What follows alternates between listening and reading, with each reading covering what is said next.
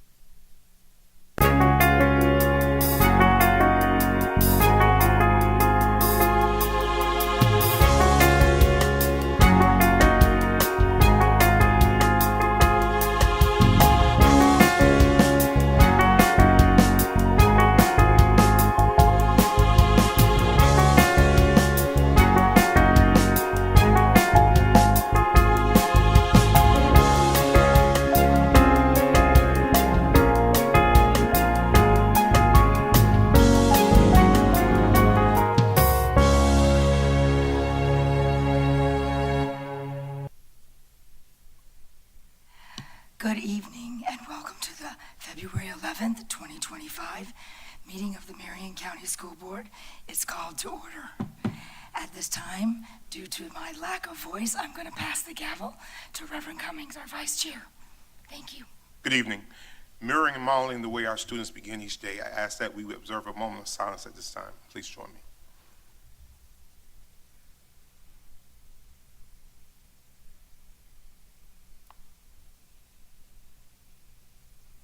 Thank you. We are the Marion County School District Leadership Team. When we come together to work, we are efficient, effective, and productive. Our three most important characteristics are dedicated, transparent, and individually responsible. To work well together, we must demonstrate respect, confront reality, and be accountable. We will always put students first. We will leave a legacy of success. For the courtesy of those listening to the media, I'm requesting everyone in the audience to please turn off their electronic devices or put them on vibrating. Later in the meeting, up to 30 minutes will be provided for individuals to address the board on matters concerning the operation of the Marion County school system or the school board only. Presentations to the board are limited to 5 minutes and are televised. If you wish to address the board regarding regular agenda item or matters on which the board customarily takes action, you must first complete a peach form located in the lobby. If you wish to address the board regarding a public hearing or a student discipline matter, please complete a lime green form. These forms must be fully completed and received by the board clerk no later than 5:40 p.m. The procedures applicable for each are on a separate sheet. Good evening, Ms. Martinez. Please call the roll. Dr. Allison Campbell, District 1. Here. Mrs. Lori Conrad, District 2. Here. Mr. Eric Cummings, District 3. Here. Mrs. Nancy Thrower, District 4. Here. Dr. Sarah James, District 5. Here. Chloe Kostowicz, Forest High School. Here. Carson Switzer, North Marion High School. Here. Dr. Diane Gullett, Superintendent. Here. Mr. Jeremy Powers, School Board Attorney. Here. Dr. Gullett, please share information about who will be inspiring us this evening and leading us in our Pledge of Allegiance. Absolutely happy to. Mr. Chair, members of the board, great to see you tonight. We have one inspiration and pledge, and we have two recognitions. I'm pleased to introduce, as you know, it's Career and Technical Education Month, and so I'm going to bring Kathy Oddie, our coordinator, forward. She has some very special guests that are representing what we do really well in Marion County for inspiration and pledge as they pertain to the Southeastern Youth Fair, and hopefully, board, you already received one of these. So more to come on that. Thank you, Ms. Oddie. Good evening, Chair Conrad, Vice Chair Cummings, board members, and Dr. Gullett. Tonight, as she said, we're very excited to be celebrating CTE month, all month long. In Marion County, we're very, very fortunate to have CTE programs at every one of our middle and high schools. We offer 39 different CTE pathways with over 15,000 students enrolled in those programs. Last year, those students earned 1,884 CAPE-recognized industry certifications within those programs. Every year, we continue to grow those numbers thanks to our amazing teachers. Also during February is one of my favorite events, the Southeastern Youth Fair. This is the 85th year of the Youth Fair. Tonight, I'm excited to introduce two speakers to you. One will be speaking on behalf of the Youth Fair and one in honor of CTE Month. I'd like to first introduce from Denellen High School, Emma Grace Dews.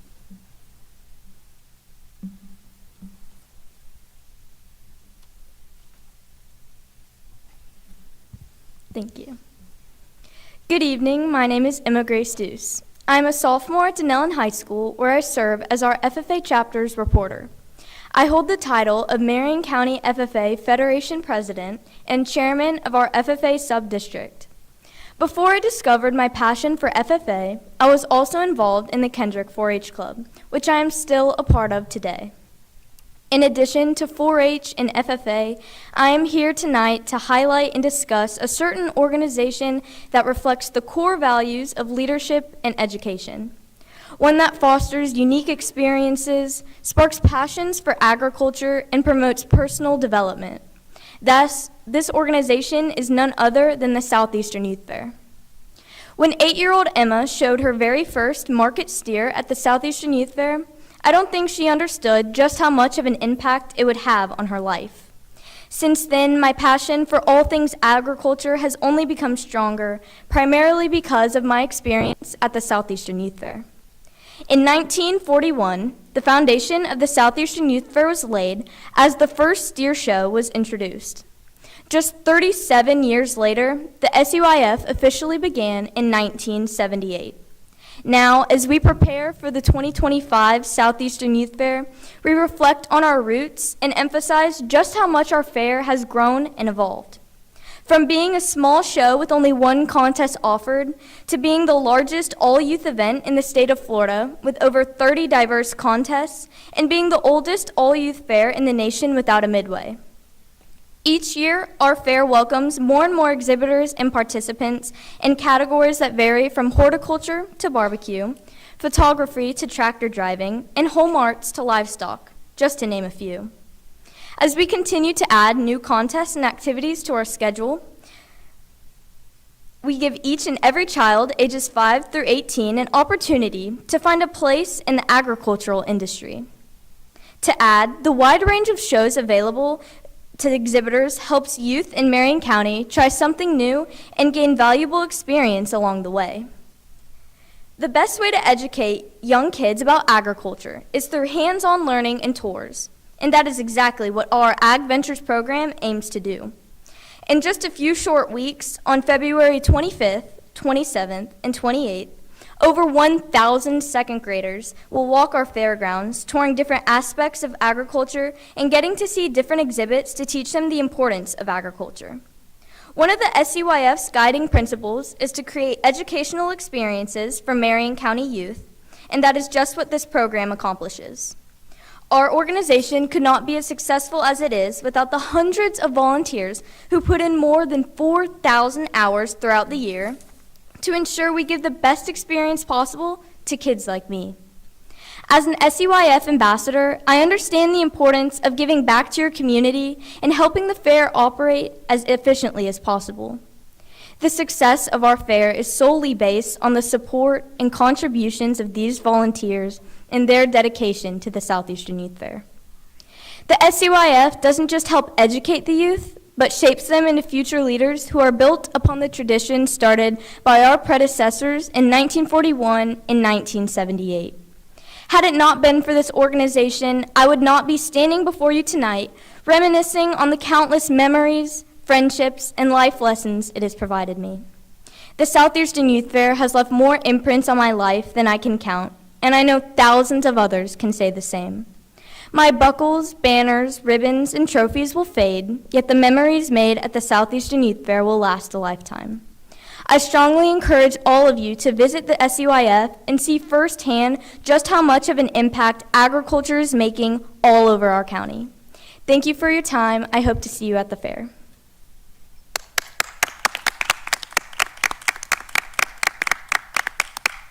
And there is a fair program and a calendar of events in all of your mailboxes as well.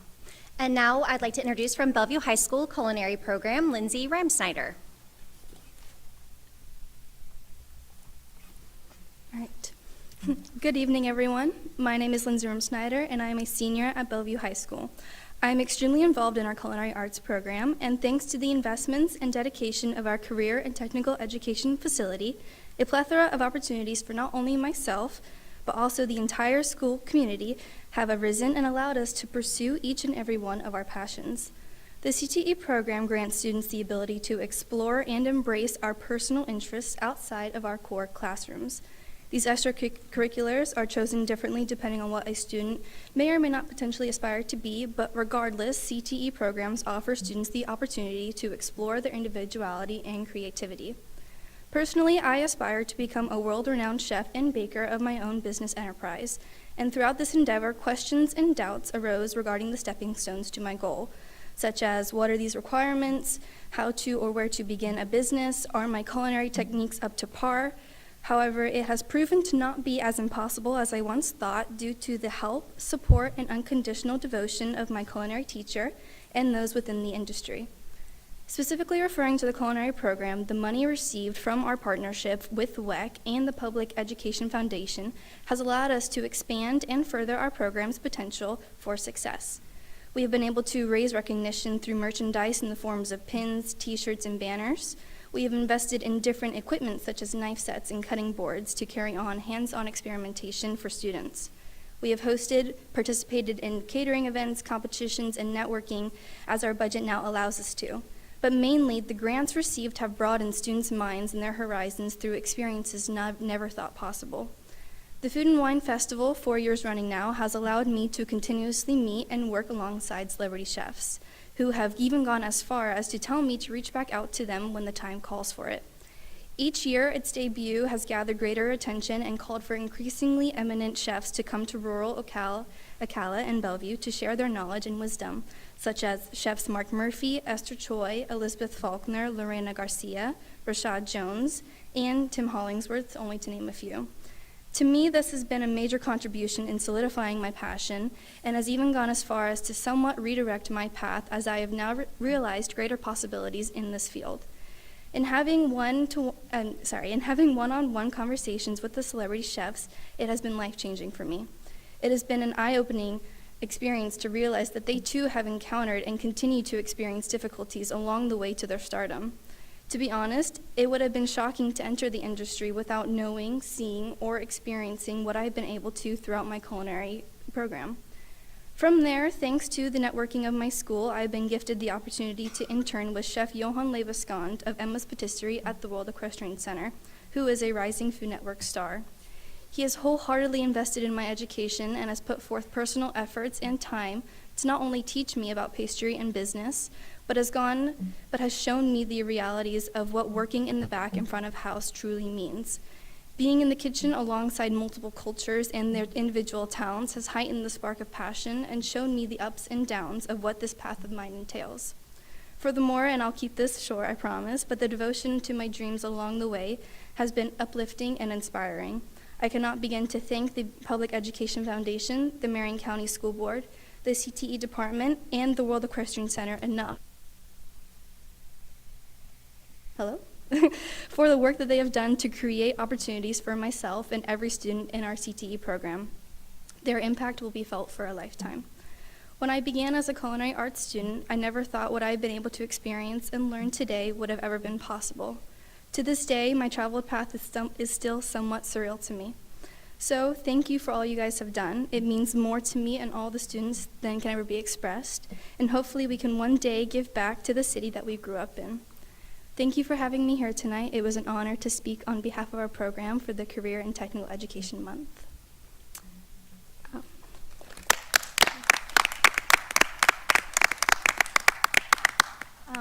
But now if I could please ask you all to stand for the Pledge of Allegiance.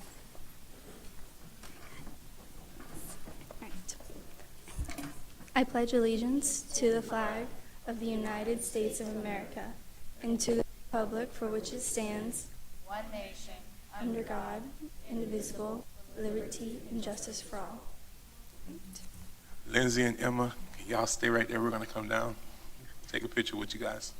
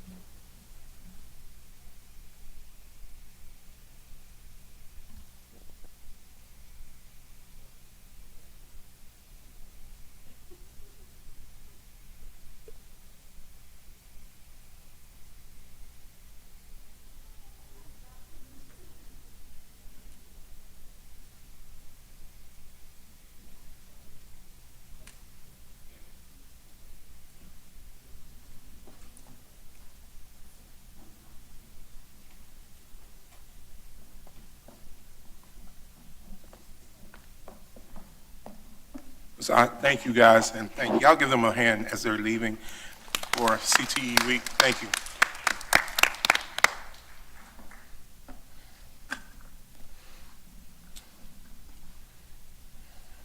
Dr. Gullett, do you have any other recognition? Yes, sir. Thank you. So on to our first recognition for tonight. So you might have heard of something called artificial intelligence. Some people think that there's a lot of things we need to be afraid of, but artificial intelligence is here to stay, and we have students who are actively involved in what that looks like for them. So tonight we are pleased, board, to have Dr. Brewer introduce some students who competed from Bellevue High School, and she's going to tell you more about our contest winners. Yes. Good afternoon, Vice Chair Cummings, board members, and Superintendent Dr. Gullett. I have the privilege of recognizing an extremely talented, innovative, and our future leader students from Bellevue High School. So at this time, I'm going to have them come, stand up, and they face the board members, and then at the end, they can face the audience. So come on up and face the board members as I share your recognition. So each year, Duke Energy, in collaboration with the University of Florida, sponsors a high school artificial intelligence team design challenge. In the design contest, the team works together, just like a group of engineers would, to design a smart grid system that's run by artificial intelligence for their community. In the contest, they learned about grid systems and how they operate. They mapped the community around their own school to identify and learn about the different types of power users that would be used on the power grid. The team then prioritized power distribution in the event of an emergency. They had to visualize energy consumption, which was used for their last task of reimagining the grid layout of the community to create microgrids with different users to help physically distribute power. And that sounds like a lot. So they did that with the work of the University of Florida mentors. And the students gave their final presentations in December. There were 10 Central Florida County schools, and Bellevue High School secured first and second place in that large competition. I have more. While we are recognizing these students, the same group of students are part of a larger cohort that is participating in a University of Central Florida project. It's under the it's a grant-funded project in the Minority University Research and Education Project, and it's really known as the NASA group, which is always interesting. These two teams were rewarded with a published abstract and presentation at the International Aerospace Engineering SciTech Forum on January 9th and 10th. And they also participated just this past week and earned first place at the STEMCon event at College of Central Florida. So, thank you. I want to introduce you to these students.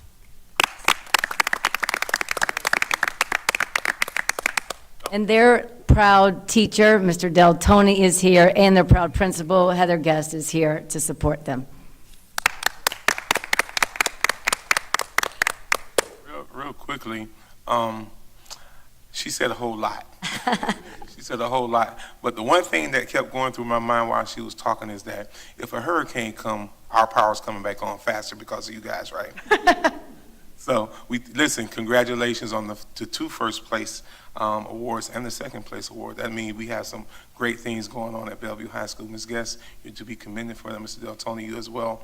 And we're going to come down and take a picture. Y'all give them another hand as we're coming down. Yeah.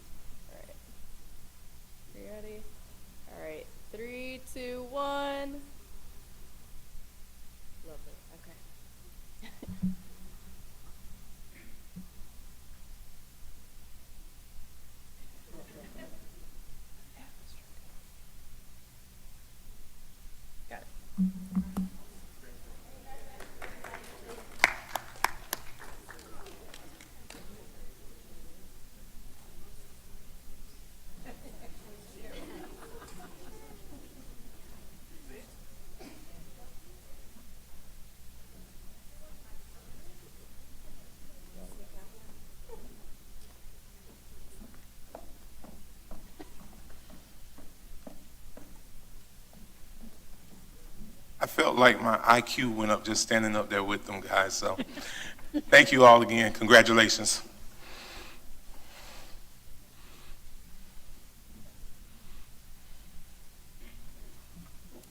If I may, Board Member Cummings, so just reiterating the amount of competition they had, 10 districts with the University of Florida, very impressive, very impressive. Outcomes. Do we have another recognition? We certainly do. Thank you. One more.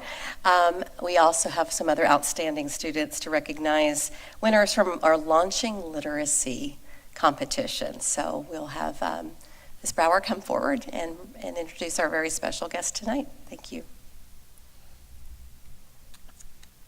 Good evening, Chair Conrad, Vice Chair Cummings, board members, and Superintendent Dr. Gullett. Tonight I have the pleasure of sharing with you the winners of our Launching Literacy Secondary Essay Competition. This comes out of our District Literacy Committee that meets regularly every month. We ran this competition from January 7th through January 30th. I stopped counting at 250 essays. It just wasn't worth counting anymore. And that was essays submitted from students in grades 6 through 12. The middle school essay prompt was, describe your ideal life 15 years from now. What is something that you can do every day to reach your goal? The requirements were that the essay had to have a minimum of 300 words. It had to include an introduction, strong reasoning, and a conclusion. Any sources used had to be cited. This year, I'm very pleased to announce that the winner was Kylina Gonzalez. She attends North Marion Middle School, and she's in the 7th grade. And Kylina is here tonight to read her essay.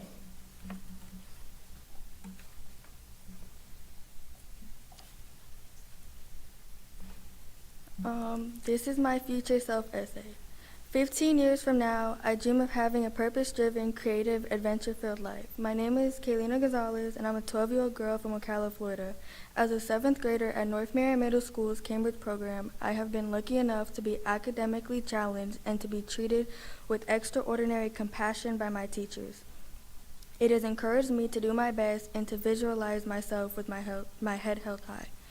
In 5th grade, I dreamed of teaching like my mom, who's been a phenomenal role model. She had this infectious passion for educating and sharing with people that inspired me. But as I moved from elementary to middle school, I found new interests and skills that expanded my dreams. Last year as a 6th grader, I was drawn to the health industry when my brother and I had braces put on and thought of going into dentistry or orthodontics. This year as a 7th grader, I've become more interested in the arts and really enjoy drawing and writing. Next year, as an 8th grader, I will study photography as a member of the yearbook committee. This will allow me to capture moments and grow my skills artistically. And fast forward 15 years, I'm a professional photographer and graduate of a prestigious college. I envision myself around the world, capturing magnificent sights, cultures, and memories through my lens. My intention is to pass on these experiences to others and help them discover the stories and beauty of the world.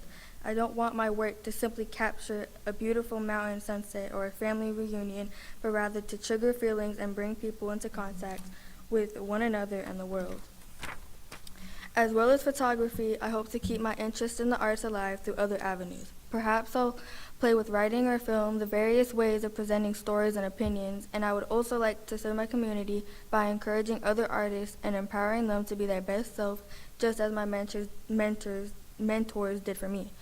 It will take effort, commitment, and persistence for me to get to this vision.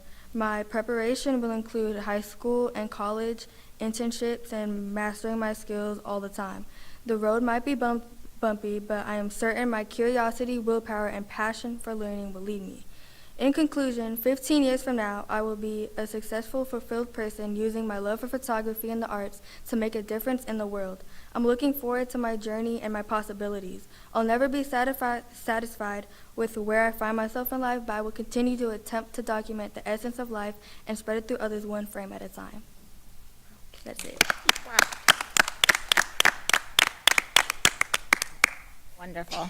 The high school essay prompt was, the world of work is undergoing unprecedented change. Technologies such as artificial intelligence and automation are revolutionizing industries, with estimates suggesting that 85% of the jobs that will exist in 2030 haven't been invented yet. How can students best prepare for a future career that may not exist yet? The requirements were that the essay must have a minimum of 500 words. It had to include an introduction, strong reasoning, and a conclusion. Any sources used had to be cited.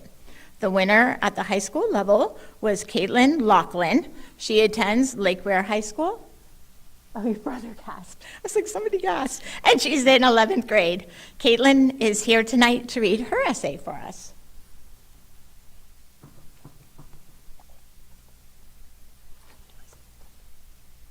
You can, sure. Just be yourself. All right. The workforce of the future, preparing for the hypothetical.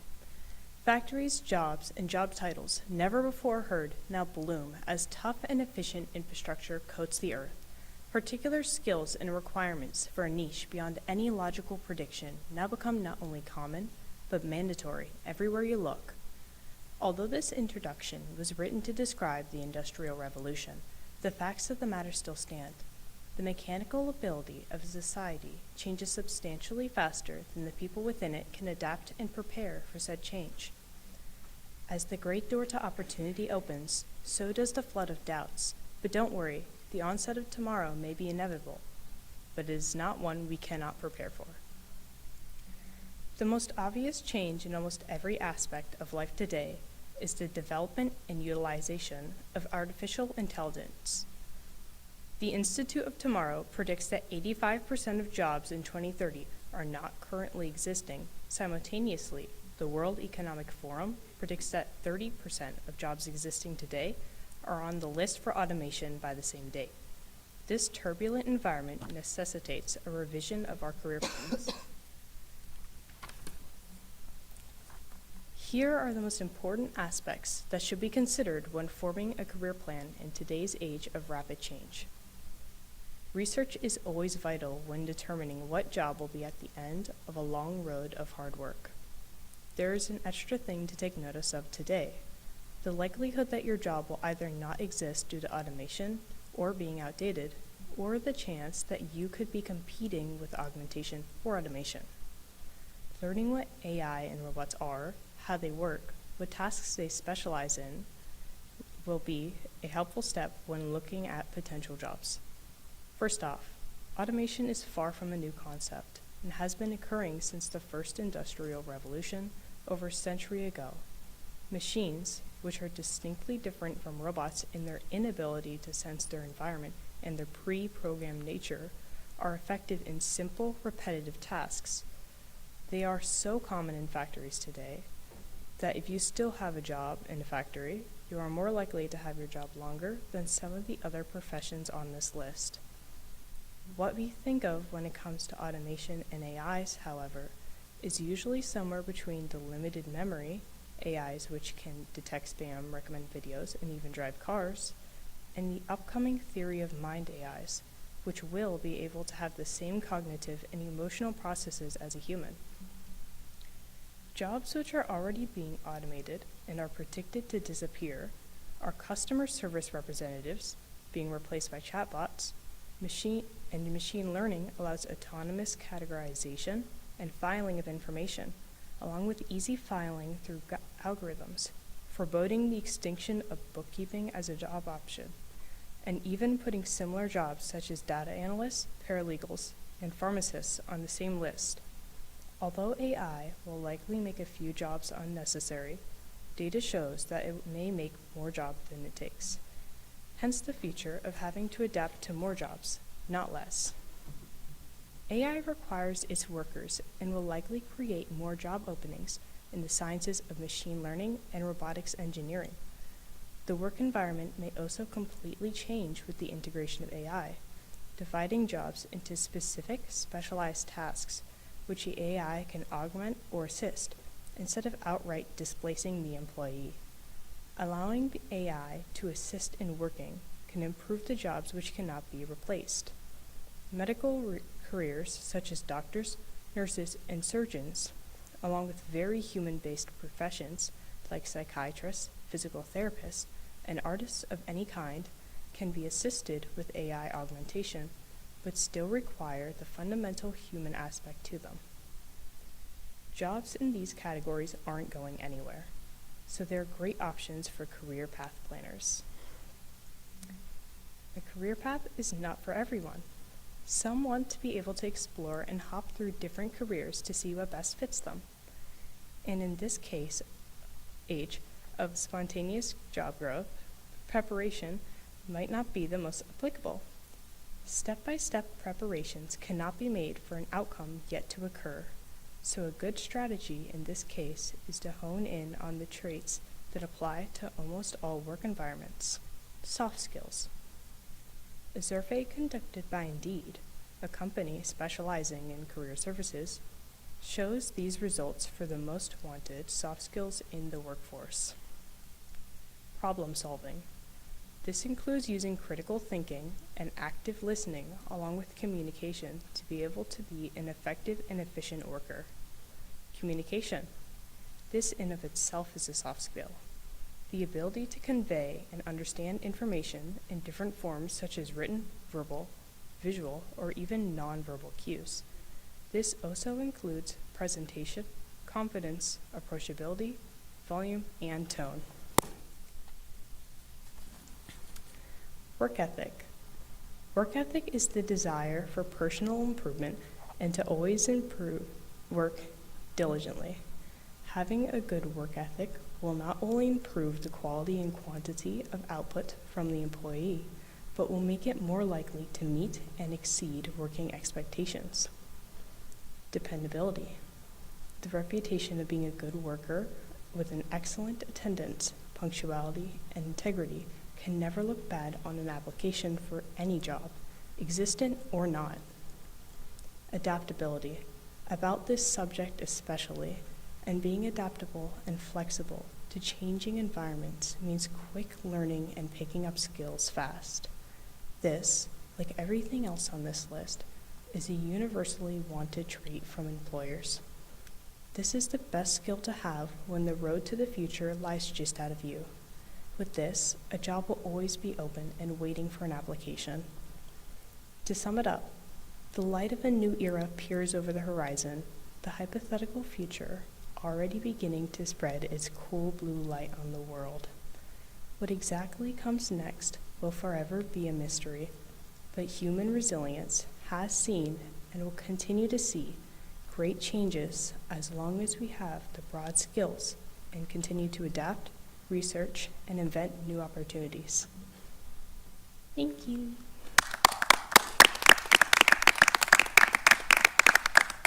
So I just want to say thank you to all the teachers that supported and encouraged their students to write an essay, and thank you to all the students for their hard work. Thank you. Thank you, Ms. Brower. Thank you, Caitlin and Kylina. We're going to come down and take a picture with you guys as well. Very good essays, excellent essays.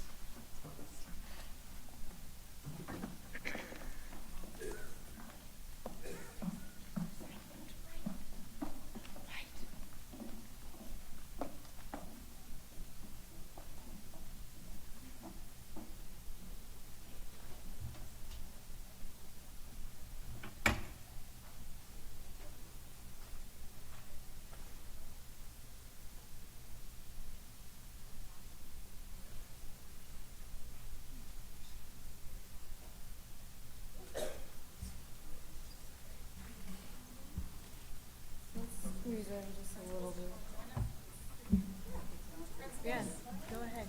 You want me to take it? Got it? If we can make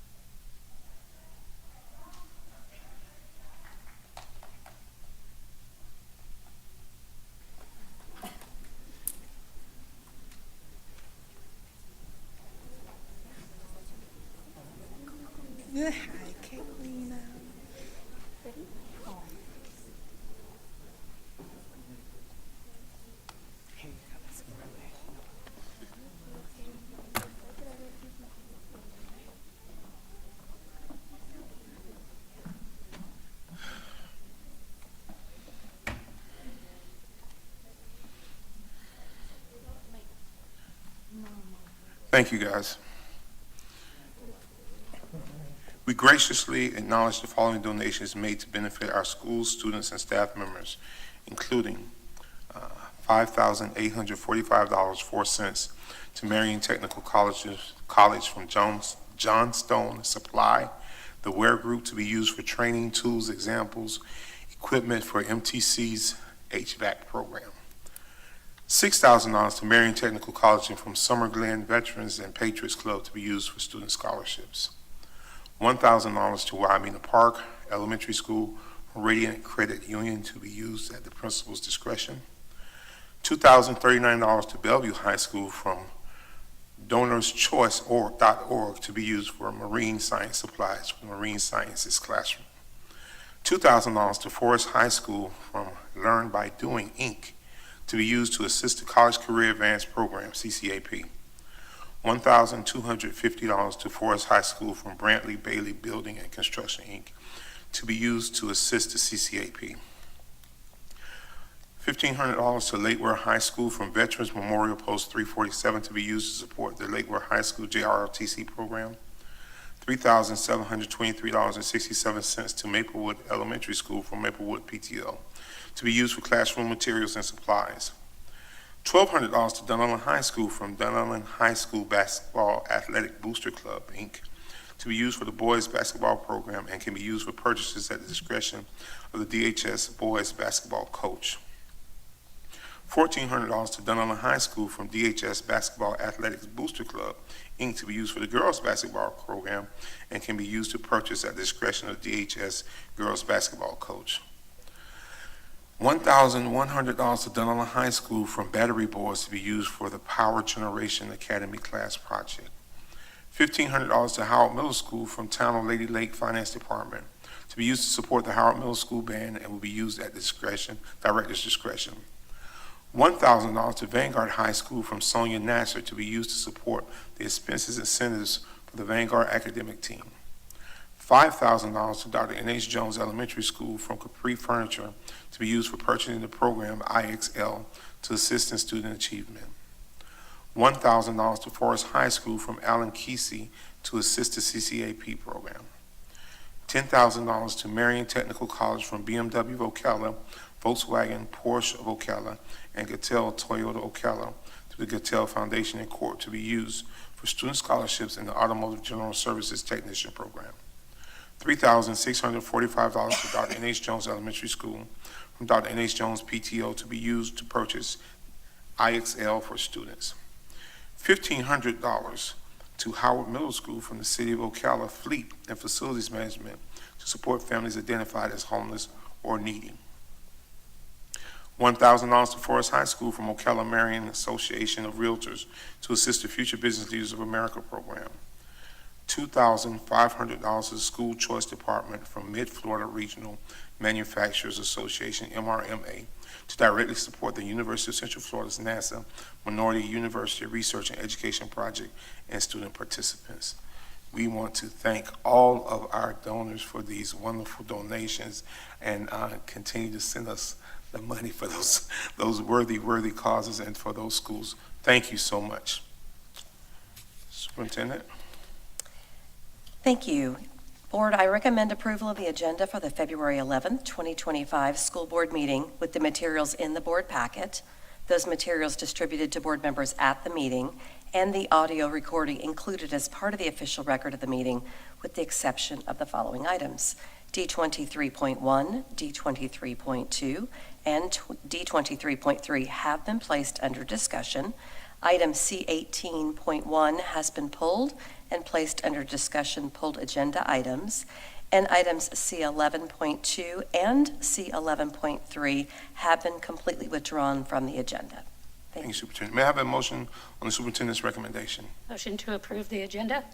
Motion by Board Member Thrower. Second. By Dr. Allison Campbell. Ready for question? All in favor signify by aye. Aye. Opposed have the same sign. Passes unanimously. May I have a motion to approve the minutes for the January 9th, 2025 administrative briefing and work session? Motion to approve. Motion by Dr. James. Second. Second by Board Member Thrower. Are there any additions or corrections to the minute? There being none, all in favor signify by aye. Aye. Opposed have the same signs. Passed unanimously. May I have a motion to approve the minutes for the January 14th, 2025 school meeting? Motion to approve the minutes. Motion by Board Member Throer, Second. seconded by Dr. Campbell. Are there any additions or corrections to the minutes? There being none, all in favor signify by aye. Aye. Opposed have the same sign. Passed unanimously. Ms. Martinez, please provide the proof of publication for tonight's school board meeting. The notice for the February 11th, 2025 school board meeting ran in the Ocala Gazette on January 31st, 2025. The proof of publication has been attached in board docs under proof of publication. Good evening, Attorney Powers. Can you please explain the rules governing persons who wish to address the school board this evening? Yes, sir. Thank you. In compliance with Section 286.0114 Florida statute, the school board has adopted uniform procedures for public speakers who wish to speak at this evening's meeting, either regarding one of today's agenda items or a matter relating to the operations of the school district. These procedures will ensure the public has a reasonable opportunity to be heard on school board and school district matters.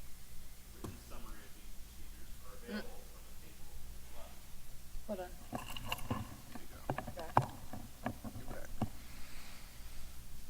Public speaker forms are also located on the same table. The completed forms were due to the school board's clerk no later than 5:40 p.m. This evening's speakers will be called prior to the business portion of the school board's meeting in the order of receipt by the school board clerk. Before you begin speaking, please state your full name for the record and spell your last name. Each speaker will have 5 minutes of time. However, if there are more than 5 persons who wish to speak, the board may seek consensus to limit each speaker's time to 3 minutes.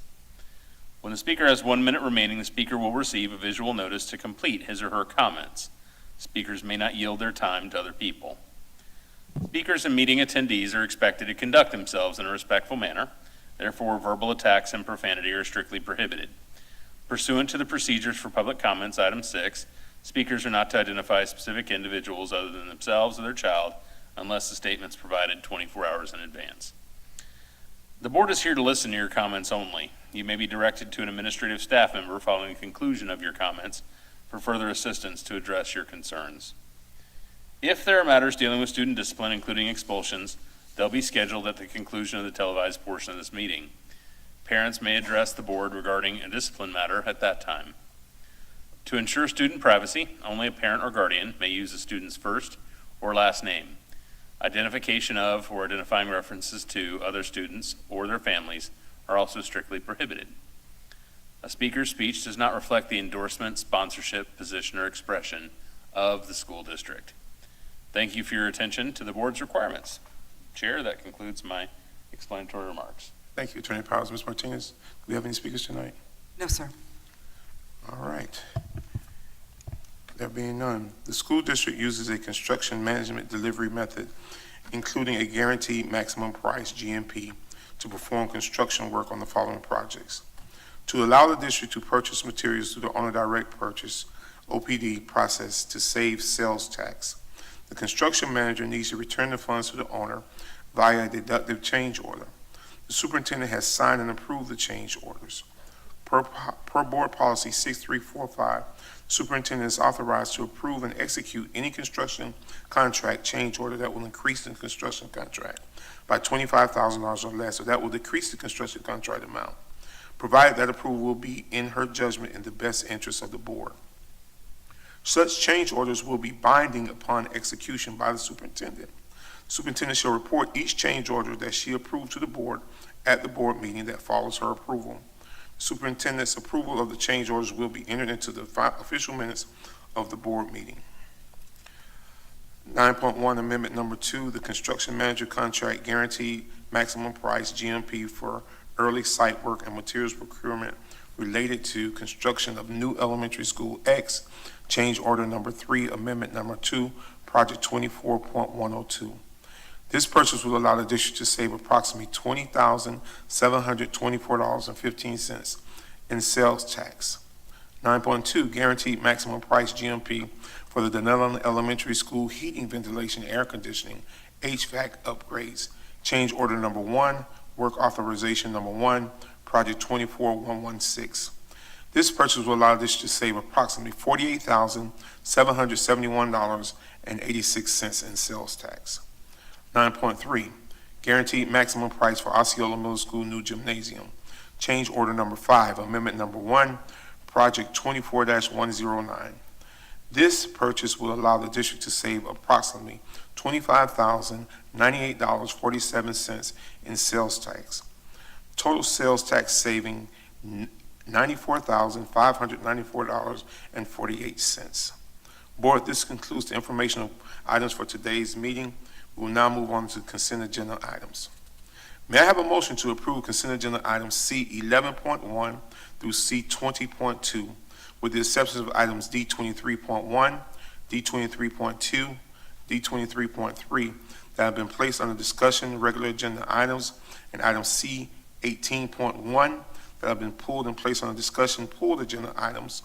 Also, items C 11.2 and C 11.3 have been completely withdrawn from the agenda. May I have a motion? Motion to approve the consent agenda? Second. Motion by Dr. Campbell, second by Board Member Throer. All in favor, consent by aye.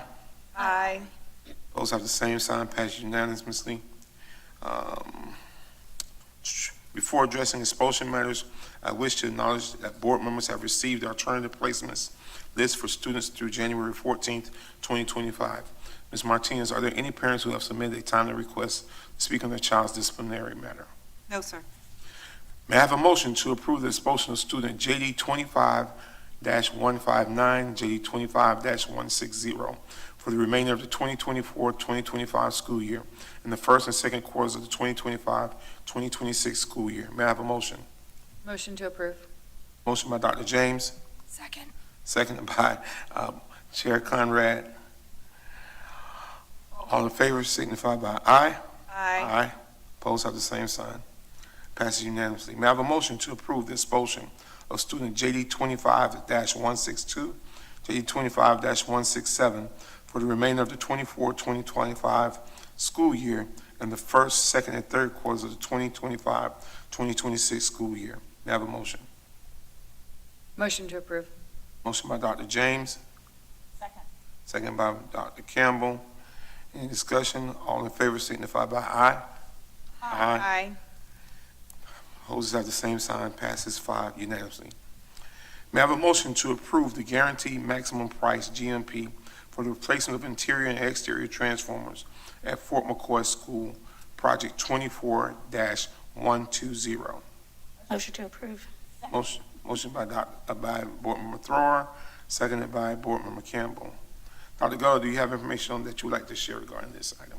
I certainly do. Thank you, Board. So the cost of this item is just over about $1 million, and Ms. Boombach is here to share some information, but essentially the current transformers that we have are creating excessive heat, and that they will be addressed. So Ms. Boombach will provide additional details. Thank you.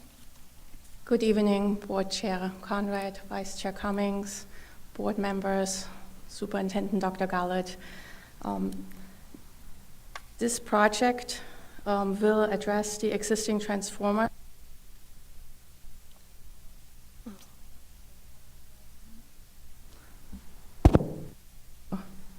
at Fort McCoy School. The school was built in 1987, and these transformers are inside very small electric with inadequate cooling. These transformers generate excessive heat output and cause overheating of the equipment in the electrical room.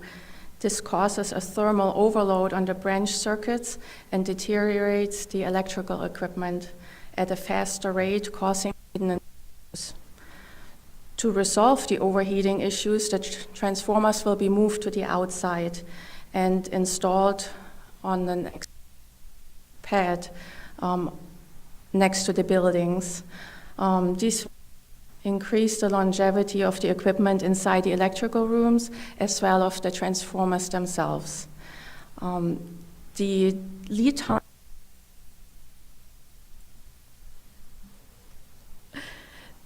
times. We're gonna take a 5-minute recess. Yeah. All right. And get this correct it for a second, okay? Thank you. We're going to recess at I can't even see, 6:21, and we'll come back in 5 minutes.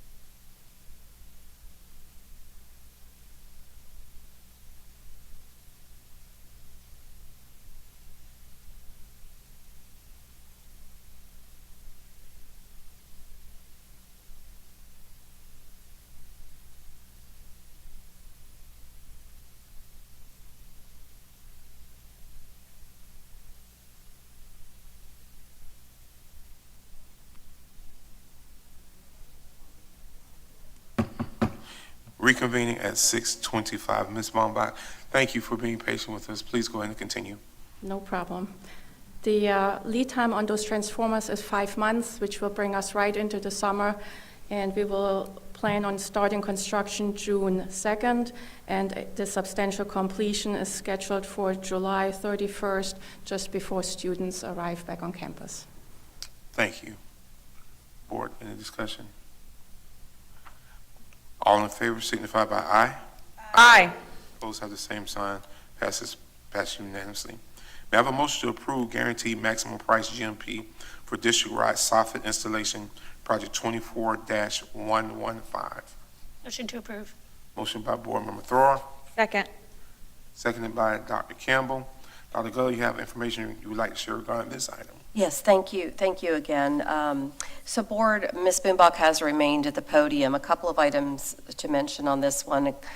Approximately $205,000. The insulation has deteriorated, and so it needs to be replaced with new soffit. It involves 3 schools, Ocala Springs, College Park, Dunellen Elementary, and Ms. Boombach can provide some more expertise to this item. Thank you. Yes. The ceiling liner panels will be installed at those 3 schools. These were part of those prototype schools. And between the buildings in the breezeway at the early stage of the construction of those prototype schools, there were no covers on those ceilings. The insulation was secured in place by chicken wire, and over time, the chicken wire and the insulation have deteriorated. These panels now will be installed to protect the ceiling insulation from falling out, and it will also help prevent any nesting areas for birds or bats or rodents, since those areas are open. Closing the ceilings will protect the insulation and will eliminate those risks. We start construction on March 3rd with a substantial completion on July 31st. We'll coordinate with each school. Material procurement will not take too long, 8 weeks. We'll start with Ocala Springs, moving to College Park, and then finish with Dunellen Elementary School. Thank you, Ms. Any discussion? I do have a question. With this, because that prototype school, we have several other schools like that. Are there other schools on the list for doing the same thing? No, the other schools are already constructed with those ceiling panels in there. I guess going forward, each school got a little change, learning from the construction, yes. Thank you. Board? I just wanted to say, those breezeways are one of my favorite aspects of those campuses in particular. I love that it can be a place for outside learning. But when I walk campuses, it is one of the things that I notice for sure. And I know we probably critique our house worse than anyone else critiques it, but I'm looking forward to this because it is a need, and that is a wonderful outside learning space that the teachers and the staff there really enjoy using. Thank you. Any further discussion? No further discussion. All in favor signify by aye. Aye. Opposed have the same sign. Passed unanimously. May I have a motion to approve the guaranteed maximum price for district-wide hydro-pneumatic tanks replacement, Project 25-110. May I have a motion? Motion to approve. Dr. Campbell, motion. Second. Seconded by Board Member Thor. Dr. Gullett. Thank you, sir. So again, Ms. Moonbach is here, but board, this is a requirement that you have before you tonight for your consideration to replace tanks per the Department of Environmental Protection. The schools that are involved in this replacement include Shady Hill, Harborview, Ocala Springs, and Reddick Collier. And Ms. Moonbach, any additional information you'd like to share would be appreciated. Thank you. Yes, the district is required by the Department of Environmental Protection to have these tanks inspected every 5 years. The inspection report is then sent to the Department of Environmental Protection. The tanks at these 4 schools are in need of replacement. That came out of that report because they're in some poor condition, and we have to address these needs, and we will replace those tanks, and then we have to send the report back to the Department of Environmental Protection. They're actually checking every month where we are in the status of replacing those. Material procurement lead times is 20 weeks for those tanks. We will start at construction June 2nd, and then it's a very quick change out of the tanks itself. We will move quickly through each of the schools with a substantial completion date of July 31st. We'll start with Harborview, then going to Reddick, Ocala Springs, and finish with Shady Hill. We will coordinate with each school during that time to make sure there is no shutdown during operational times. Thank you, Ms. Moonbach. Any further discussion, board? There being none, all in favor signify by aye. Aye. Opposed have the same sign. Passed unanimously. May I have a motion to approve the administrative personnel items for 2024-2025 fiscal year? Motion to approve. Motion by Dr. James. Second. Second by Dr. Campbell. Dr. James, I understand you pulled this item. Would like to have further discussion? Yes, sir, thank you. Brief discussion. I wanted to just kind of get some clarification. We are experiencing some turnover in administrators, and past history would demonstrate that when we have administrator vacancies, we experience a domino effect when we fill those vacancies. And that domino effect trickles into our schools. And this board member's testimony would be that we do everything we can to eliminate pulling a teacher from a classroom as we head into testing season. And so I'm looking for further discourse and understanding about what our intention is with posting these 4 assistant principal jobs that are being vacated in this particular packet. And are we going to post those jobs? And then if we hire those jobs, those administrators typically are hired out of our instructional support positions. And those instructional support jobs, if posted, are typically hired out of our classrooms. And that's not the way it always goes, but past practice would demonstrate that that's generally what happens. And I just have concern about that going into testing season. In addition, I have been under the impression through past practice that the board is acknowledged and communicated with when there is a resignation, retirement, or a vacation of a seat for a temporary period of time or longer. And it seems that there are some that we're notified of and others that we aren't notified of. And so I would just like to understand what is the established procedure and practice so that we know what to expect. Because there have been some as of recent that we've been notified of via email. There are others that I found out in the board packet. And so I'm just trying to understand exactly what that practice is as well. So we don't have to have discourse on it tonight unless Dr. Gullett has comment right now, but I would like to know what the plan is for these administrative positions. Those are my only comments. Thank you. So, Vice Chair Cummings, I have some comments to make in my comment section related to budget and staffing plans, and I think it might wrap up in there if that's... Okay. Thank you. All right. Any other board? Just one more. Chair Conrad. I just want to express my concern in that area also. I've been a part of this district for a very long time, and I've never seen a turnover in our APs like we're experiencing right now. So I do think we need to take a deeper dive in what some of the causes are for the loss of our staff in this position. So I just wanted to share that. Thank you. Thank you. Board Member Thor. Thank you, Chair. As I look at this, noticing that we have it's assistant principals turning over into principals. So, except there's one, so 3 out of the 4 are staying with us and are being elevated to principal. And one is resigning and going into a different position relatedly, but not with us. So he will be missed.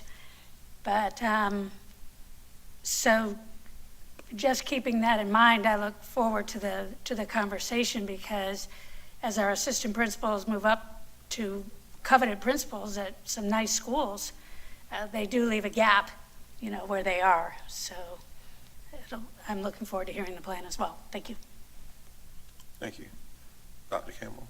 Sure. Not to reiterate everything that was just said, this particular item is all about forward movement and individual career advancement, and including the one resignation that we have, I believe, is moving into the nonprofit sector into a position that will fit him well. So certainly appreciate the conversation about future planning, and we'll look forward to Dr. Gullett's recommendations on that. But I am always about forward movement if folks have individual career goals that they want to advance into additional positions. And so I'm grateful that we have wonderful people in this district who are able to advance into these positions, including our wonderful principals that have vacated Greenway Elementary and Hammett Bowen to our new elementary schools X and W. We are not recruiting from outside of Marion County for those 2 positions, and all of these positions are being filled. The principal positions are being filled by our assistant principals in other locations. So that is infill, but looking forward to the conversation as we learn the future direction. Thank you, Dr. Campbell. I too want to say that I understand that we're going to have movement throughout the year. I understand that there's quite a bit of movement, but I've always encouraged internal promotions, and to see the internal promotion here is a good sign that helps our staff to know that they have room to grow. They have opportunities, that this district does presents opportunities for it. So I know that our superintendent will bring forth something concerning how we're going to maintain this, but it just shows that we do have qualified people behind these principals as they're moving up and moving out or moving to different locations. So, And Vice Chair, Yes, sir.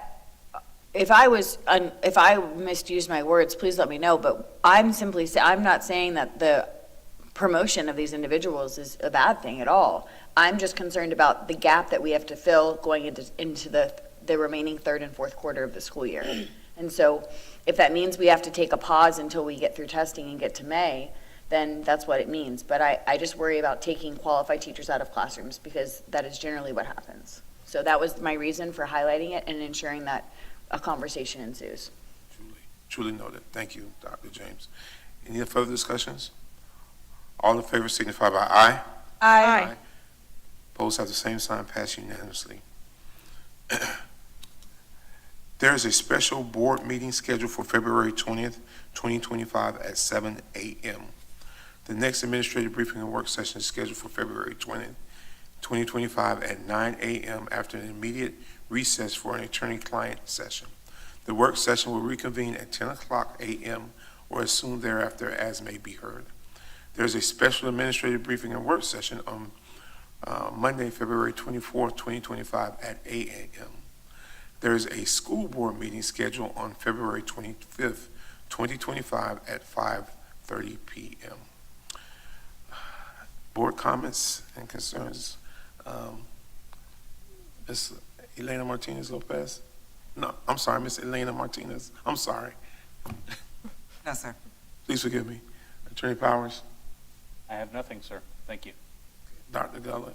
Thank you, Board. So bear with me a few items.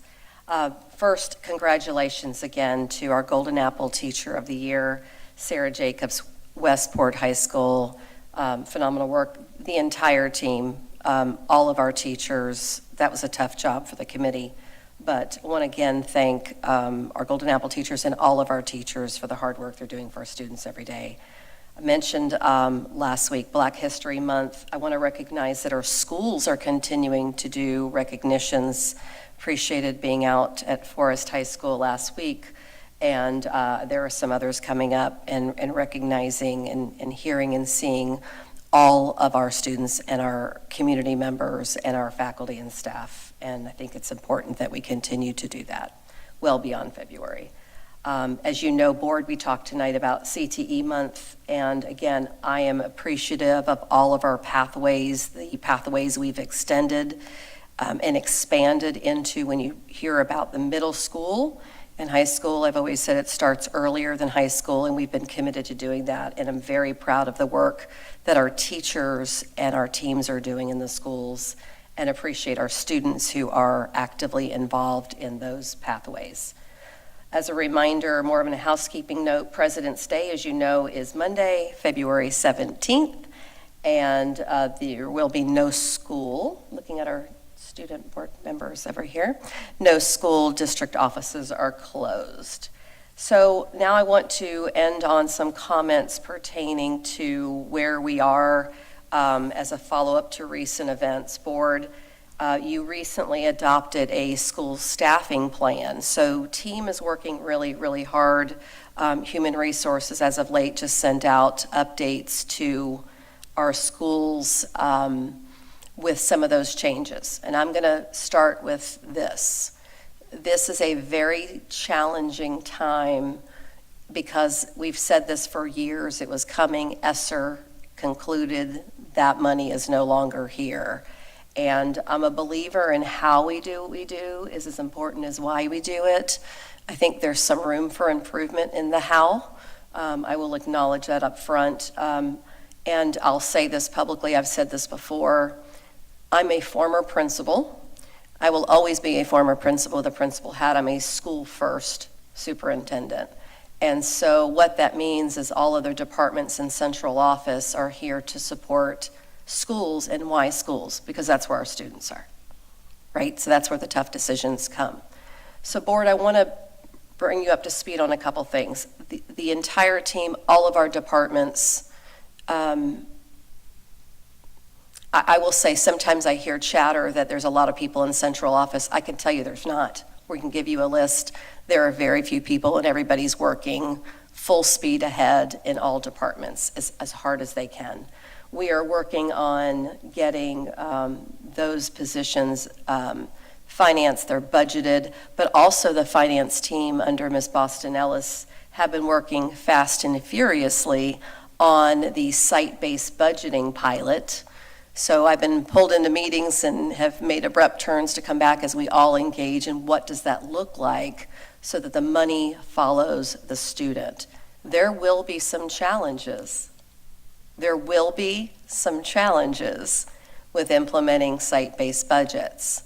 And so I just want to provide some caution to this change is not going to be easy, but I do believe it's what's right for our students. It's the financially right thing to do. It's how we need to do it. And I've already, I've been meeting with the team. I met with academic team. We've been meeting regularly, met with HR, finance last week. We did again this week, looking at how we help support this. And we will continue to work through those growing pains, but we will. So a couple of notes on this. I copied you on an email today with one of our central office staff members who's going to no longer be with us, made the decision not to replace central office staff of any academic nature right now so as not to adversely impact our schools. It is not the right time to do that. School first, students first. Every school, and I went through this with the academic team the other day and with HR and finance, every school, and I'm mostly speaking about elementary schools right now, will have, in addition to a principal, an assistant principal so everybody's covered. Schools of additional need are going to be working with their principal supervisors to provide additional need. I followed back up with a couple of them today. They're working through that, so everybody is covered. It is a difficult time. Testing windows, evaluations need to be done. Coupled with, as you referenced, we have 2 new elementary schools coming on board. Growing pains. These are not bad things, they're just growing pains. And so as we have a very solid, I believe, and I stand behind our process for elevating and allowing our talented Marion County employees opportunities to apply and be promoted, those processes have been in place now for years. So they can be promoted, much like your board approval tonight of assistant principals moving to principals. Principals in the new elementary schools have to hire their staff so they're fully equipped and ready, and we can get everybody settled before summer, hopefully. There's always going to be some adjustment, but there's a very tight timeline that I've referenced in the past, board, of how we laid all this out. Then those new, at your approval, those new principals then make sure that they continue their work. But we have covered and looked at all schools to make sure everybody has administrative support. So I want you to know that. But please know and understand the focus will be schools. Any other positions, and I've shared this with the team a couple of times, that are of any academic nature that might adversely impact schools, we will not replace until after we do the budget cycle. Budget cycle meaning central office staff based on that next month. Then we can open up opportunities and we will post positions then. That is what I think is the right thing to do to protect our schools from any pull and feel like, and not remove any opportunities for people to apply to positions that they would like to apply to. So it's the fair thing to do, it's the right thing to do for our students. And I will keep you posted as we move forward, but right now, any academic-based pieces, with only very few exceptions, we will take those on a case-by-case basis. but really proud of the opportunities that our incredibly talented Marion County employees are getting through the process to apply for their next steps. It's a great thing. Our pool is deepening. We have a lot of talented people, but happy to answer any questions, board, that you have. But that is my priority, is protecting the schools. Thank you, Dr. Gullet. Any other comments? That concludes my comments. Thank you. All right. Our student board members? Yeah. As always, I wanted to say thank you guys for all you do for us, and I appreciate the allocating of funds. I also wanted to mention I enjoy this new place. I know there's technical difficulties, but the chairs are much more comfortable than the computer position. So I was thankful to be in a little bit more of a more comfortable position. Also, just in terms of what you guys have been talking about regarding where teachers are going and where administrative. Oh, are you back on? I personally have noticed among my peers that there is a new interest in becoming a teacher and becoming part of administration. And so I'm hopeful that in the relatively near future that it'll be much easier to find the teachers that are in high demand right now. So I'll be looking forward to that. Now, just in terms of North Marion, what's going on at my school, I just wanted to share a couple things. First of all, today we had an event in which The Facts, Your Future, a program which helps kids stay on tasks with their hopes and dreams by talking about preventing substance abuse and how you can do that. They came out to our school today, and we had an assembly during second and third period in which we all got to hear about that. It was very helpful, and I hope it was impactful as it was impactful to me. Also, this weekend, me and 30 of my class go to New York City with my travel and tourism class that we do as an ACE class. And it's pretty unique that one of my exams is going to get to go to New York City. It was a really cool experience. I enjoyed it, but I'm also glad to be back. I think there's about the smaller Marion County. This week is National FFA Week, and our FFA has been celebrating that with different events they do during their lunch. I was jump scared by a goat as I was walking out of the cafeteria, as they brought in a couple miniature ponies, 2 goats, and a rabbit. It was cool to get to all the kids to get to see some animals right next to the cafeteria. And then we also have our girls and boys basketball teams heading to regional playoffs. Our boys will be at home tomorrow evening, so we hope that people can go out there and support them. I will be hopefully supporting them, and I'll be looking forward to the path that they take to hopefully win the regionals as well as the girls. And our JRTC had a formal dinner for their change of command on Saturday. I heard it went well, and I believe Dr. James was there as well. And finally, SAT is coming up this March. The district actually funds the SAT for all juniors at our school, and it's really helpful for our school, and I'm sure for all the other schools, because it kind of gets them a head start on applying for college and seeing what they need to do to maybe get a better score or what they can expect to achieve because of the score they get. Yet again, I'm just glad to be here, and that's the end of my comments. Thank you, Carson. Chloe? Hi, thank you again for letting me be here today. I'm going to get started with talking about CTE. I was so pleased to see all of these different programs from different high schools talking about the amazing opportunities they get.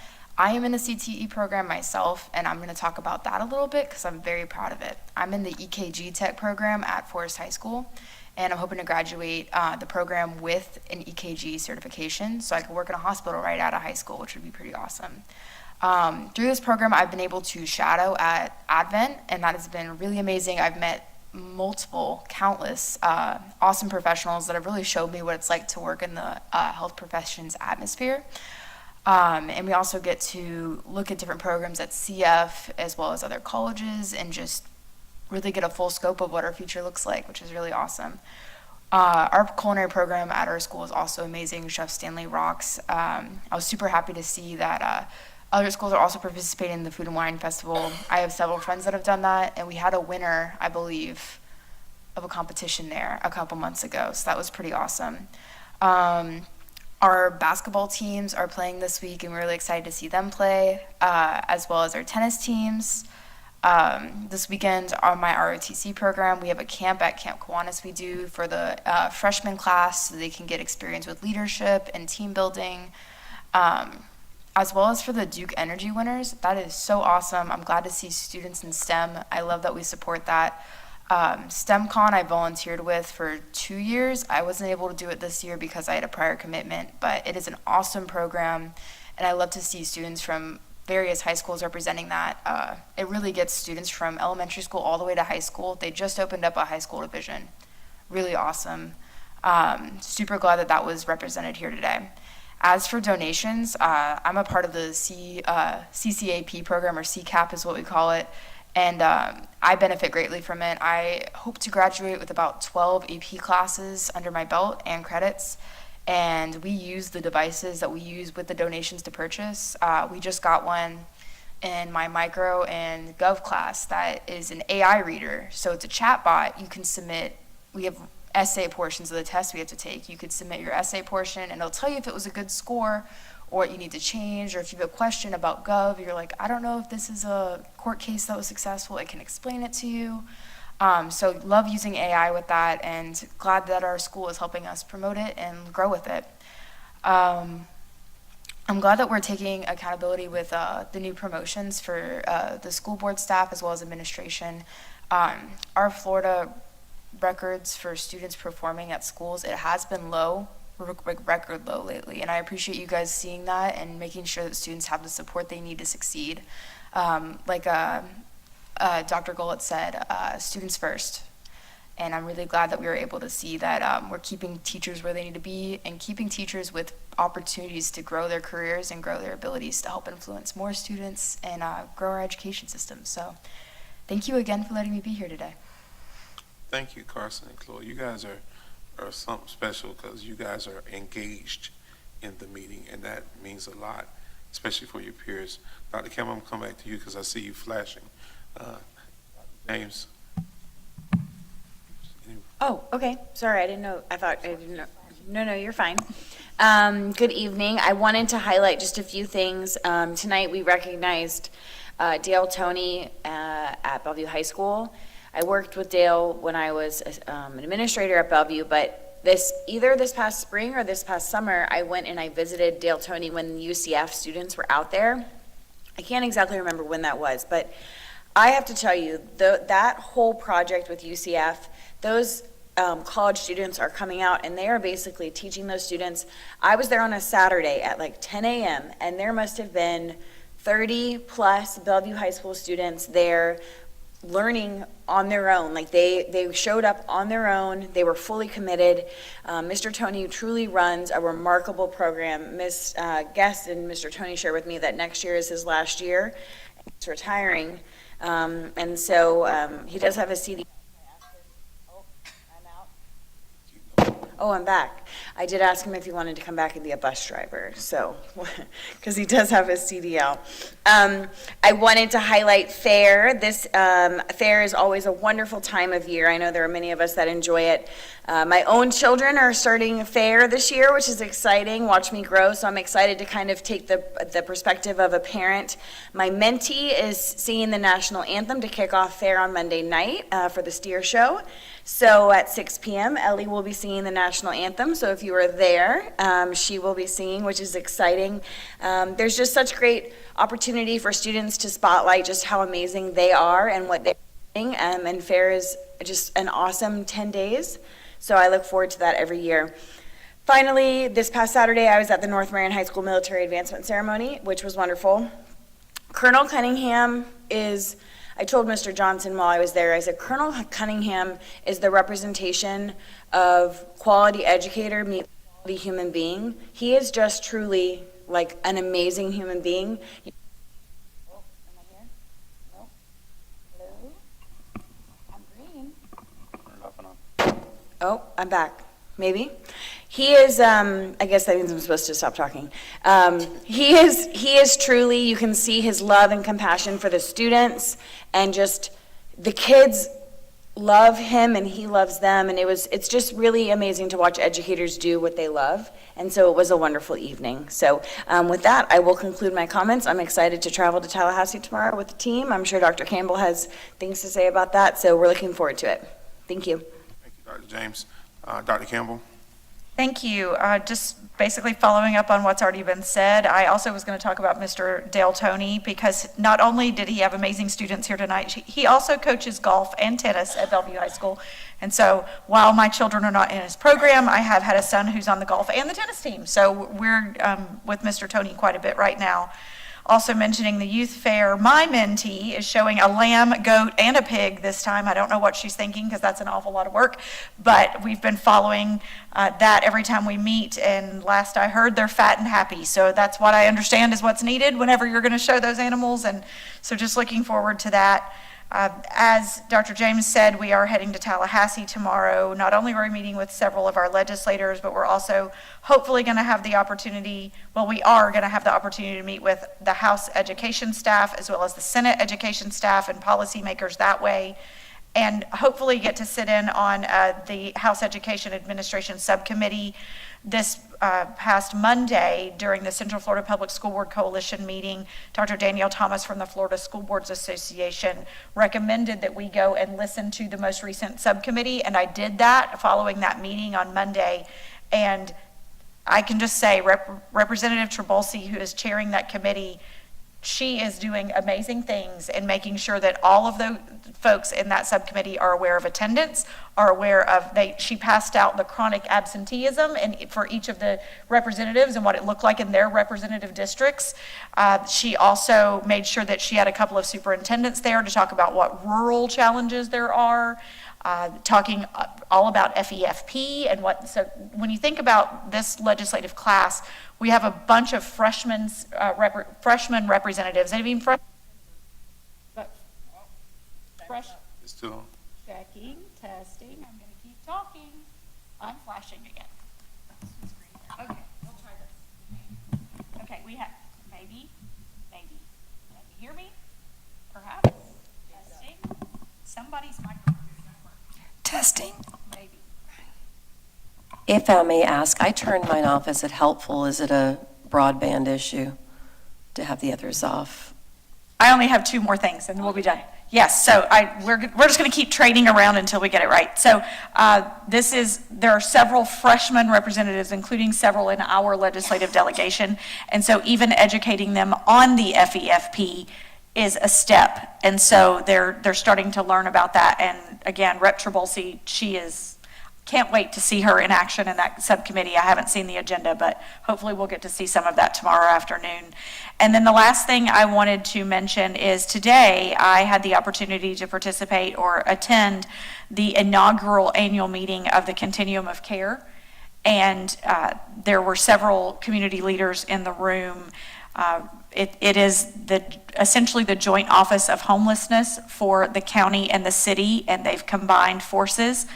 And so I know that we have members of our district staff that serve and work with the Board of Governors through that continuum of care. But I have been speaking with the new board chair, Angie Peters. She is interested in having a school board member a part of that as well. So not just a county commissioner, not just a city council member, but also having a school board member a part of the continuum of care. So Chair Conrad, she will be reaching out to you, but I wanted to make you all aware that request will be coming. I know that's something we typically do during an organizational meeting, but because she was just sworn in as the new chair and it's something that she would like to see, we did not get that request back in November, but you can be expecting to hear from Angie Peters, and she'll be asking you, Chair Conrad, what to do about having a school board member represented. And that's all I had. Thank you. Thank you, Dr. Campbell. Board Member Thoreau. Thank you. We shall see how this goes. First of all, happy Career and Technical Education Month to everyone that is involved or thinking of getting involved. I've always said that if it weren't for horses, I would have never gone to college. So the two are not mutually exclusive, and I think that that's a message that we need to continue to broadcast. It's great to be leaving school with an industry certification right out of the gate, but you never know if you're blessed enough to have a long life where that life is going to take you. So career and technical education in college marry quite nicely along the way. Also, just wanted to say congratulations to the Forest High School football signing day. 15 or more players that are going to play college football and have great GPAs and are good citizens and just really a great program. Also, and not to forget, 5 Lady Knight softball players also signed scholarships, so they're often swinging as well. Very much looking forward to attending, going up to Tallahassee bright and early tomorrow morning. It was great to hear. Thank you, Board Member Campbell, for talking about updating us on how attendance is being talked about at the state level. I thought it was wonderful. Oh, I'm back. Okay. I thought it was wonderful that one of our students, speech makers, tonight shared that attendance will always help you, and it's not just a soft skill, it is a broad skill. Oh. Oh, I'm back. Okay. So that to me, we're starting to click here. You know, all levels are starting to connect on the importance of attendance, and we're definitely serious about it here in Marion County Public Schools. Also, it's just a great time of year because everything is starting to accelerate and it's starting to gel. You know, we're hearing about where education is taking our students, and the scholarships are starting to come out and the announcements are starting to be made, and it's just really exciting. Wanted to share also, and thank you, Carson, for talking about the new interest in becoming a teacher, because one of our legislative priorities that also came from a student board rep is looking for a mental health certification and pathway counseling, things like that, that came directly from a student board member. So it's really encouraging to hear what your thinking is and what you feel are the careers of the future that your peers may be interested in. Also wanted to say, in addition to congratulations to our local homegrown assistant principals that are going to become principals, also it's worthy of note that all 3 construction projects tonight that were under discussion went to a highly respected local contractor, and it was nice to see Cullison Wright on our agenda tonight. Flipping around, 85 years of the Southeastern Youth Fair. There's nothing more Marion County than the Southeastern Youth Fair, so that's a wonderful milestone to be celebrating. And finally, I'll just end with I attended Leadership MCPS because they were at 2 schools in my district, Hillcrest and Maplewood, and if you don't leave transformed after visiting those schools with the populations that they serve, then maybe you don't have a heart. I don't know. They're both very amazing schools, and we serve special kids throughout our district, but these are center schools, so they definitely take it next level. Also, to participate in Leadership MCPS, there is a small fee, but as a citizen, if you really want to learn more about our school system and our operations, maybe if you even happen to be considering running for school board someday, it's a very nice opportunity to get a good look at who we are and what we do. So my microphone is still working, so I'm going to end with that. Have a great night. Thank you. Thank you, Ms. Dora. Could I interject before we move on? I just have a comment about you guys going to Tallahassee. Yes. I'd be doing my school a disservice, as well as my students in the school of Marion County, if I didn't mention the banned book policy, as well as the website policy that the Florida statute in legislation has passed that bars students from being able to access certain books as well as websites that I believe are extremely helpful to them. I would like you guys to bring it to Florida legislators and tell them that students are greatly unhappy with not being able to have free access to books in their schools. Books like Animal Farm, George Orwell's novels, most of them, I'd say probably all of them, have been banned, as well as books we read that I've read in middle school that are now banned, that have fundamentally changed the way I look at our world and society as a whole. And I believe that you're depriving students of being able to think for themselves and see things as multi-spectral in a way. So I know that there's been strong lobbying from Mothers of Liberty and stuff, but hearing from students who are generally unhappy, there's a website called Cetera, for example, which is banned by Marion County, I know that, and I know from other school districts as well. But it's a geography game that helps you learn for AP Human Geography. That has been barred, as well as several other websites as well. and stuff we use and we pay for by the county occasionally gets blocked and has to get rescinded. Addressing these issues with students not being able to access the full scope of their education, I feel like is very important. So just wanted to interject so you guys have that on your mind when you go. Thank you. Thank you, Chloe. Very insightful. Very insightful. Chair Conrad. Okay, I'm glad my mic is working. I just want to start with a couple of thank yous. Reverend Cummings, thank you for stepping up this evening and taking over. I couldn't have done it. I wouldn't have made it. So thank you so much. I also want to give a shout out to the technology department. Mr. Benvenuti's out here. His secretary, Kim, and Robin have been a great assistance to me. So I just want to say thank you for your patience and this.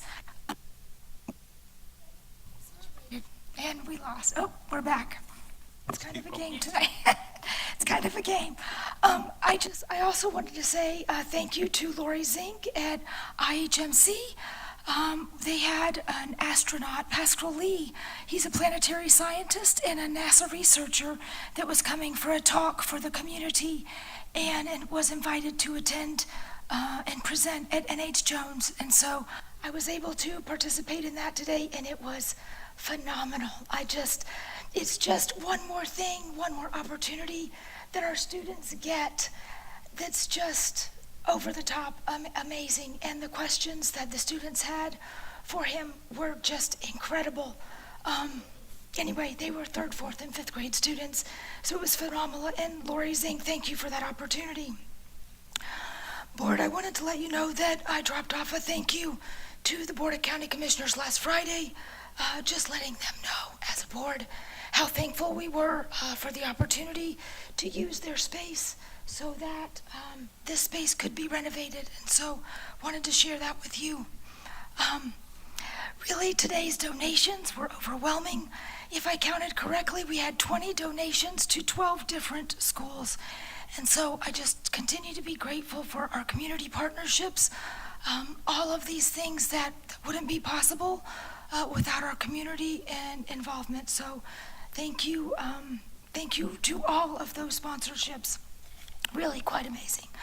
I wanted to check in with the board and make sure that has everybody turned in their 2 committee members for our new oversight committee? No. No, Okay. I'm still waiting on some. I think we need to make sure and wrap that up. Ms. Martinez, you're getting close to being ready to sending out that notification? Yes, as soon as Okay, I turn it all back, right. you know the date. So working on that, it has been a hard ask, I will say, with the guidelines we were given. So I do understand the challenge of getting that, finding someone to meet the criteria. I too am a big supporter of the Southeastern Youth Fair. Love the presentation this evening. Both of my kids are grown, out of college, regular working adults, but they grew up participating in the Southeastern Youth Fair, and it was a great experience all the way around. So looking forward to celebrating that in the next couple weeks. Board, when I was looking in my calendar last year at this time, we were looking at preparing for the superintendent's evaluation. So I just wanted to ask Attorney Powers to make sure and help guide us as we move forward. I know last year we kind of got away from us, so I want to make sure that we have a timely calendar that's ready to go so that we are not late. And so, Board, I would ask, one of the questions I had is, how long do you anticipate it taking you and to gather that information and prepare your evaluation?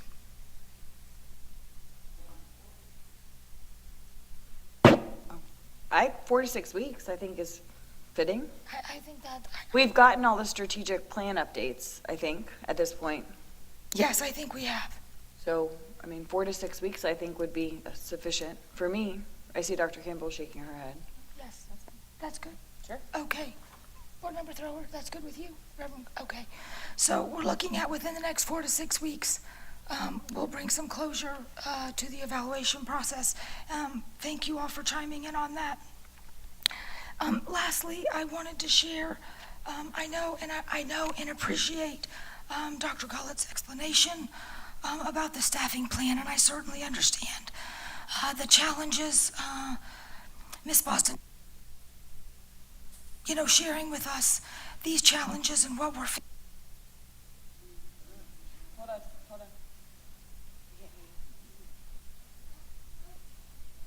Checking one. Okay. We're back. Okay. I don't think it'll let me shut it off. I do just want to share, I think we have room for improvement in the delivery method. And so, in the last couple days, I've received a lot of phone calls, a lot of emails, a lot of texts of administrators that were very stressed out about these changes. And so, in the future, I'd like to see us tackle this in the opposite order, and so that we're providing this information that was shared tonight with our staff before they open up an email on Friday afternoon. I just, I continue to say that our staff have a big lift. They have a heavy lift, from our teachers up to our administrators to our district staff, and anything that we can do to help navigate less stress in the work that they have to do from day to day, I think is extremely beneficial. So with that, I will close. Thank you. Thank you, Chair. I don't know if you can hear me. Can you hear me just really quickly? I would be remiss if I did. Consent agenda tonight, I'm going to yell. In the consent agenda, we approved perfect audits for Bellevue Santos and Fordham Early Learning. Missed them, and I'm sorry I missed them, but I was waiting to see if anybody else caught them. Bellevue Santos, perfect audit, and Fordham Early Learning. Thank you so much. Vice Chair. Thank you, Dr. Campbell. Thank you, Chair Conrad. My comments will be brief, very brief, because I don't want the mic to cut off on me. So thank you to our staff that stayed, that are here every week to support us and this district. You do a tremendous job, and look like you're going to get out of here a little early tonight. I do want to address that it is Black History Month. I want to thank Dr. Gullett and Chair Conrad. We were at Forest High School last week for their Black History program. Thank you to Ms. April Rose McCoy and that group of kids. They did a tremendous job. Also, Dr. Campbell was there as well. She had to leave early. And then on this Thursday, I'll be at North Marion Middle School for their Black History program. So with that being said, I conclude my comments. Thank you to our student board members. You guys are very insightful and you're paying attention, so I appreciate that. With there being no further business, may I have a motion to adjourn? Motion to adjourn. Motion by Dr. Campbell, second by Board Member Throer. No discussion. All in favor signify by aye. Aye. Ayes have it. Meeting adjourned at 7:14.